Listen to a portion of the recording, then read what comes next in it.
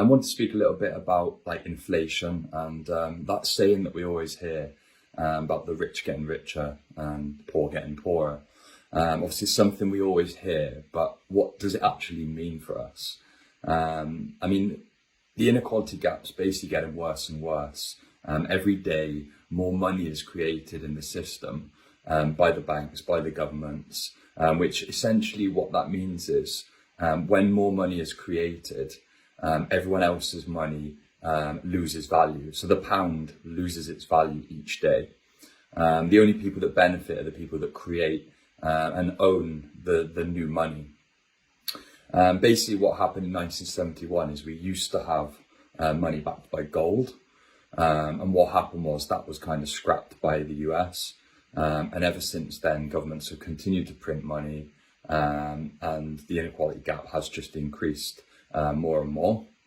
Obviously, everyone knows that, something like Freddos, for example, used to be 5, 10p. Now they're like 25p. So, if you saved £100 20, 30 years ago, it would get you a hell of a lot less now than it would before, because wages just don't go up at the same rate. And the reason the rich get richer is because they don't have money. So what they'll do is they'll buy assets like houses, gold, stocks, basically anything other than cash. Pounds, dollars is just a big no-no if you are worth a lot and you have wealth, basically. And this is just something I learned, obviously I went from being on benefits and in a poor situation to kind of where I am now, where I've built up money, I've built up things that I want to protect. And that kind of led me to do a lot of research and learn a lot about how to kind of protect the money that I've got and kind of try and build wealth that I can pass down to my family in future. So what actually happens is when the rich own assets like houses, gold, stocks, when the government and banks create this money out of nowhere, the price of all those assets that the rich people own increase because there's more money. And the best way I can explain this is think of a 3-bedroom house on a street. It will only get you a 3-bedroom house on the same street that's identical. But those prices of those houses have gone up and up and up and will continue to go up. But the value hasn't. The currency is devalued, but the house itself has stayed the same.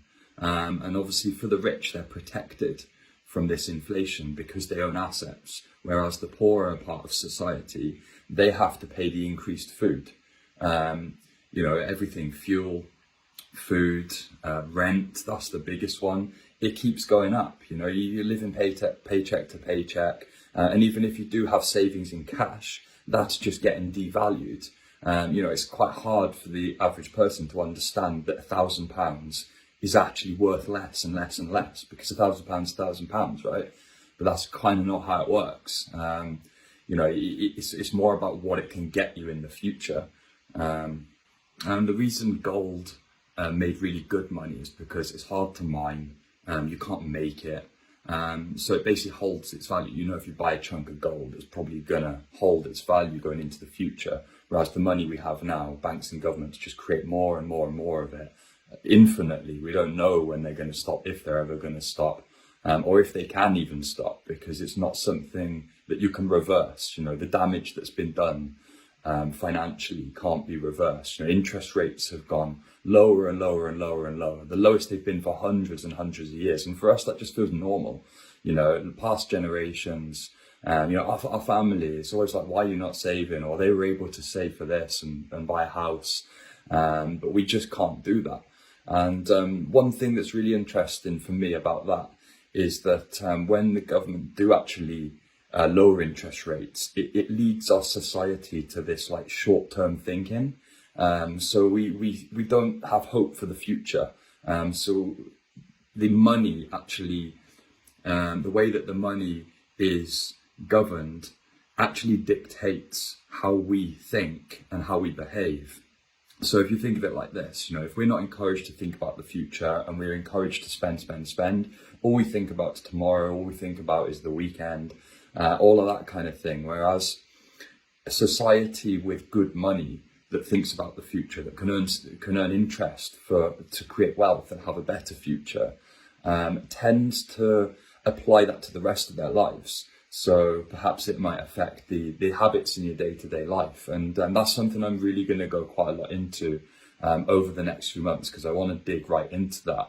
It's no wonder there's so much anxiety and depression in society at the moment. It's not by accident. The underlying cause of all this is a broken financial system that is set up and rigged for the few. This is not something that's been pleasant to kind of come across. As I've come from a poorer background on benefits to get into where I am now, you realize how people get so stuck, why people have so many anxiety problems, depression, all that kind of thing, including myself. You could look at, even blame a lot of addiction down to the broken financial system if you really dig down deep into the reasons and exactly what's going on. But anyway, thanks guys. Thank you for getting me to nearly 200 likes as well. That's just from my friends list. I will be making videos in a little bit more of a professional way soon, I'm hoping, getting all the stuff together. And looking forward to making content, like discovering this throughout my entrepreneurial journey. It's been a little bit of a shock, but at the same time we have a fix. And I'm not going to speak about those things at the moment. I don't want to bombard people with crypto. What I really want to talk about is what affects average people, the average person, and people on lower incomes in particular, and potentially how a solution is going to come about, whether the government like it or not. So yeah, thank you guys.